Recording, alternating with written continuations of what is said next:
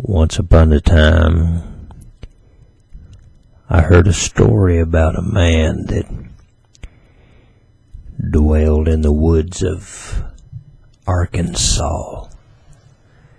Now everybody knows that the woods of Arkansas is filled with the uneducated.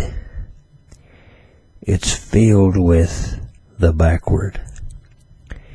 It's filled with people who are unable to speak the English language in a way that is acceptable unto the Harvard University graduates. And this story goes as follows. There was a man who lived up in the hills of Arkansas. And he lived in a region known as Cowan Holler. And in Cowan Holler, you didn't get very far without a lantern or a mule that knew the way. This man was on a mule headed back home in Arkansas around the Cowan Holler region. And there were some other old boys that didn't like him too much. And as he rode his mule, he let the mule go. He just handed him the reins. He laid the reins down across his neck because he knew the mule knew the way. The mule could navigate the treacherous navigation routes through the trails and across the bluffs and the hollers and the places of potential trauma and potential hazards and that were many along the way. He laid the reins down across the old mule's neck so the mule knew that he was the one in charge. The mule knew that he could go where he needed to go, and he would simply carry his passenger back to its home. And these old boys that didn't care too much for this man called Hairt'n, they were going to play a joke on him. So they took a set of coveralls and an old shirt with a hat, and they stuffed all these things full of straw. And they used a rope to drag it up into the trees because they knew Hairt'n would be coming down the trail. And on that night when Hairt'n had relinquished control to his mule, because Hairt'n couldn't steer the mule because he couldn't see, but he knew the mule knew where he was going.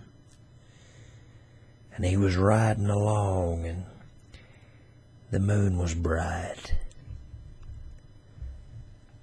and he could see just a little bit once in a while through the gaps in the trees, and he could catch a glimpse of an old coon or a possum, or maybe any other night creature that was out messing around in the middle of the night whenever any good decent man should have been asleep. But as he rode on the back of the mule, giving it the control, because he knew he was safer if the mule was in control than he was, when he come to one of those places in the road, or not even a road, honestly, it was more like a trail,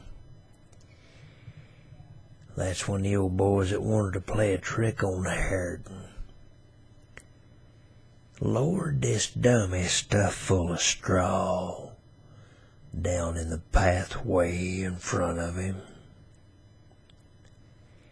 in that spot where the moon was shining just enough you could make out a few outlines of things. That's where they lowered the dummy down and made it appear as a man standing in the road on the pathway. And Hairt'n was afraid. And Hairt'n always carried a gun. And he didn't know what this gentleman wanted, if indeed it was a gentleman, standing in the pathway, lit up by the moon. Hairt'n was frightened, and he pulled his gun. Hairt'n, he zeroed in on his target. And he said, "Mister, you better step out of the road. You better get off this pathway." But gentleman, which was actually a dummy, just stood there and didn't say nothing. Hairt'n pulled the hammer back on his 6-shooter. And he said, "I'm going to give you one last chance, sir. Step out of the way, or I'm going to level you with the ground." And when he didn't move, Hairt'n pulled the trigger. And when Hairt'n pulled the trigger and the gun made its report, the old boys playing the joke turned loose of the rope, and the figure fell dead in the road, right in the middle of the pathway. And Hairt'n suddenly realized he had shot a man.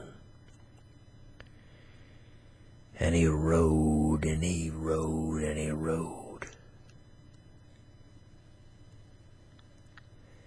And he testified to his friends and family and anybody who would listen that he had killed a man on the Cow and Holler Pass, coming from downtown, headed home.